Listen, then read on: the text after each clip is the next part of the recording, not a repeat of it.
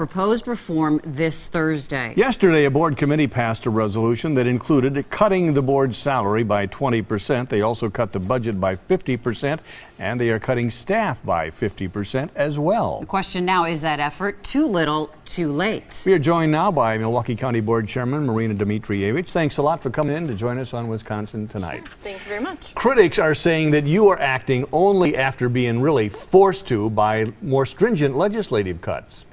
Well, we've actually had neighborhood meetings. Hundreds of neighbors have come out and they said that they want local reforms, not state mandated changes.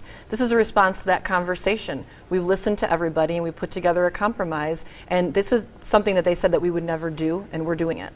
So the board makes its own cuts. The question we ask going into this, is it too little, too late? Do you still see the legislature then imposing its own cuts? Well, I think they have to seriously look at it. I mean, there's a hearing tomorrow. This has been on quite a fast track, and I think they need to ask themselves, look, the county board is reforming themselves. They didn't think that we would do it. We're doing it, and are they going to go forward or not? Does this go beyond cost savings? Has this become a political battle between various forces out there and the Milwaukee County Board saying, listen, we're just gonna move ahead with this no matter what you do? Yeah, it has been very political. There's been a lot of rhetoric, and I think, you know, there's been some distraction to what's really going on here. When is the last time that an elected official has decided to cut their own pay, cut their staff, and make major changes in county government? I mean, this is huge. It's never been done before.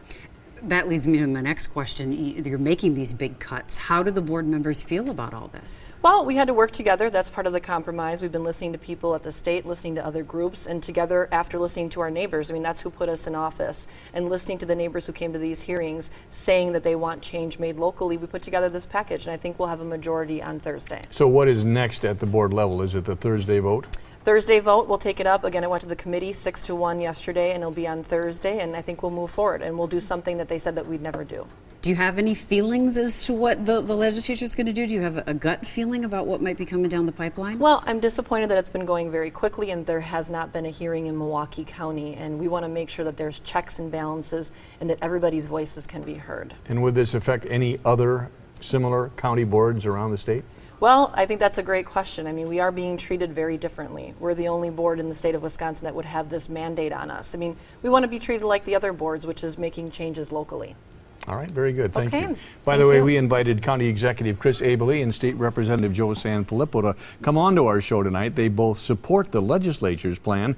Mr. Abele was busy, and we did not hear back from Mr. Sanfilippo. But Representative Sanfilippo did offer a statement to the Milwaukee Journal-Sentinel. He said the reform plan showed supervisors were, quote, moving beyond their denial phase and are finally willing to admit that reforms are long overdue. Mr. Abele said, although it took more than a year, I'm glad the board is finally starting to talk about the reform that 84% of the voters called for in a referendum last year.